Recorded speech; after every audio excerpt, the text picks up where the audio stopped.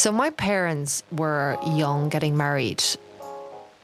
I remember once finding a card at home and my mother had written in the card, happy 21st. This time next year we'll be married. And I was like, that's crazy. So they were young getting married and they were young having me and my sister. And I think my maternal grandparents really stepped in, like they really wanted to help my mother out as much as possible. So my sister and I spent a huge amount of time in our childhood in my grandparents' farmhouse, which is in a place called Rarower Arhala. And my mother would always say when we were leaving Clonakilty to go visit my grandparents, she would say, we're going over home. And forever, like that is just what I referred to that farmhouse as, going over home. We would spend weekends there. We would spend like weeks of our summer holidays. Christmas was spent there. It was this really interesting, I think, juxtaposition of two childhoods. So the childhood in Clonakilty with my sister and my parents was this very sort of typical 90s childhood, a lot of zig and zag and Barbies and, a lot of TV, actually, I have to say. And then when we would go over home, it was like being transported into a childhood from like the 60s or the 70s, where there was one TV, there was two channels. My granddad was really in charge of the TV. It would really annoy my sister and me because Home and Away was on at 6:30 and he would never let us watch it because the news was on at 6. Yeah, it was just, my grandmother would tell us to go down to the yard and get eggs from the hen for our breakfast. She would say go outside and pick some cooking apples that had fallen off the tree that she was going to make an apple tart. Everything was so slow over there. And, I think in a way we were allowed to be bored that I think was even unusual in the 90s. There would have been okay, watch TV or watch a movie or do something. Whereas because I think with that lack of stimulus, we read a lot or we would just play games or we would make up stories and, we would go to mass every Sunday. And my parents weren't particularly religious, but my grandparents really were. And I have such memories of, on a Sunday of my grandmother dressing us in a sort of the best dresses that we had with us. And then seeing my granddad and he would, he'd be at the kitchen sink and there would be a basin of hot water and sort of a piece of glass that was up against the window. And, he was shaving himself, getting ready for mass. And then he'd put on his cap. Do people wear those those flat peak caps, those tweed ones? And then we would go to church. And afterwards, they would get the papers and Neapolitan ice cream and wafers. That was the treat on a Sunday. And then there'd be the Sunday roast. And it was just, I think, this very traditional childhood. My sister and I would sleep in these two very narrow beds in this very small room. It always amazed me to think of them raising 6 kids in that house. And we would sleep in these narrow beds in the same room that my mother had slept in with her sister. And my grandmother would come in at nighttime and she would kneel in the very tiny space between the two beds and she would say a few prayers with us and then she would sprinkle us with holy water before she went to bed. And I think it's interesting because, as I said, my parents were not particularly religious. And I think because of my grandmother's influence, was a very devout child. I went through a phase of wanting to be a nun. I asked for a missal for my 9th birthday, I think. Oh my God, which anyone, if you don't know what a missal is, it's like a little Bible. And they were so excited about this. They were like, oh my God, what a wonderful Catholic little child. I just think there was something about the sense of community in those spaces. And also, I think, as a child who read a lot of Enid Blyton, almost the sense of magic, the smell of the incense, this idea of transformation that that this wafer and this cup of wine were being transformed into the blood and body of Christ. All of it felt magical in a way that was really enticing for me at that age. I feel very lucky because my grandparents were this incredibly steady force, the two of them, and in particular my grandmother. She was sort of like the heart of the home, the person that everyone deferred to and everyone sort of turned to her. Like you could just see it, like everybody loved her the most and everyone just, I don't know, there was something about her and it's hard to explain because she was incredibly warm, but she wasn't, she was very much a woman of her time. So like, I don't ever remember my grandmother telling me that she loved me, but I have never felt so completely and utterly loved and seen by another human being as I was by her. And I think it's such a gift.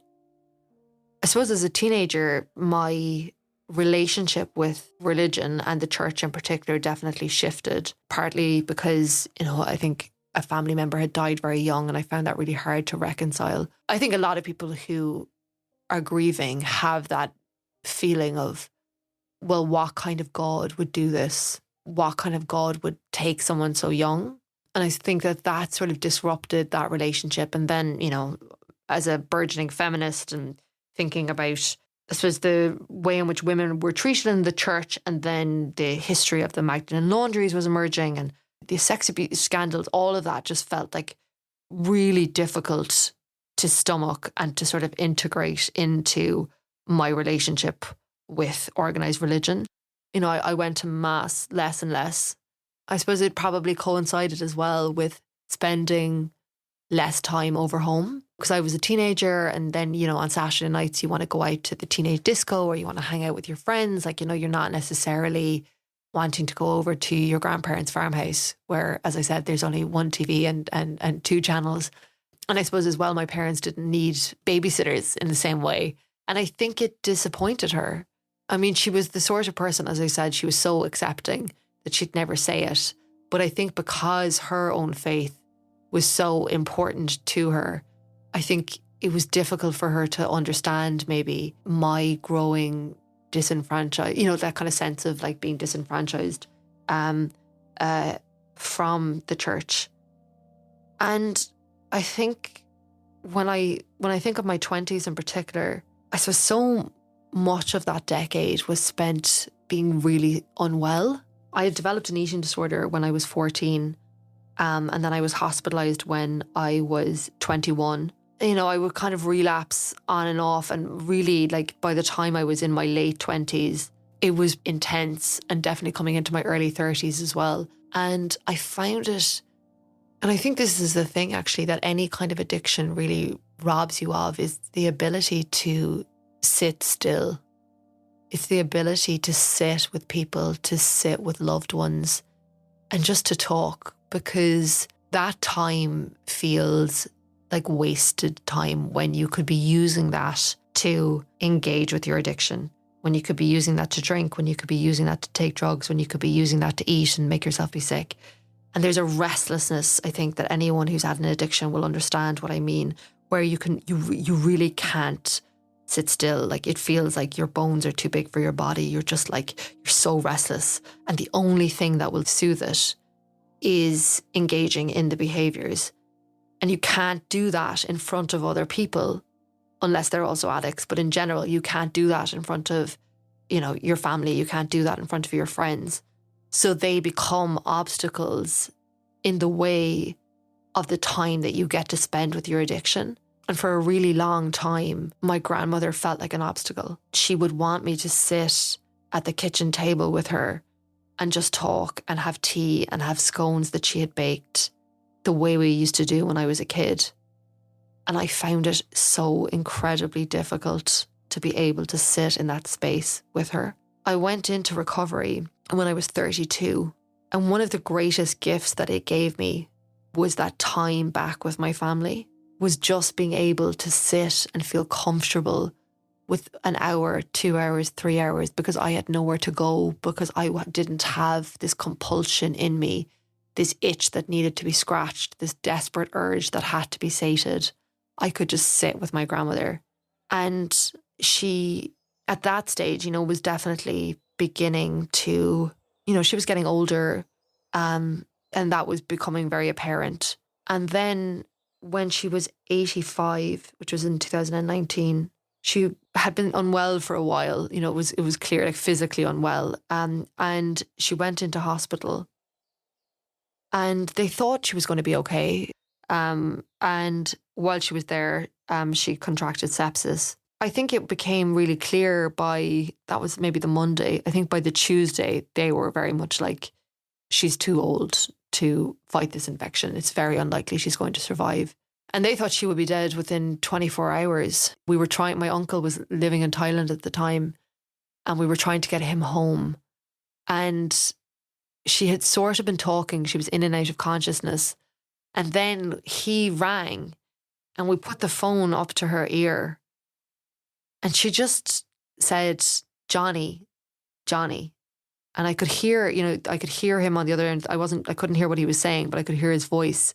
And it must have been like that she was holding on either for him to get home or just to hear his voice. Because when he hung up, she never regained consciousness. And I think that was the Wednesday, and she died on the Saturday. And we took it in turns. We would sort of take it in shifts. Okay, I'm going to spend 3 hours, and then you come up at this time and you'll take over. And I had this clear sense. And I remember saying it to my dad when we were driving home. It was about midnight. He was driving me home at 3:00. I was going to come back up. And I remember saying to him on the car ride home, I said, I just have this feeling that I'm supposed to be the one there with her. And I said, okay, they're used to me being a bit like woo-woo, a bit hippie.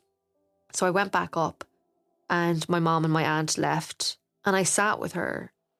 And I do think that after everything she had given me, that this was the one gift that I could give her back.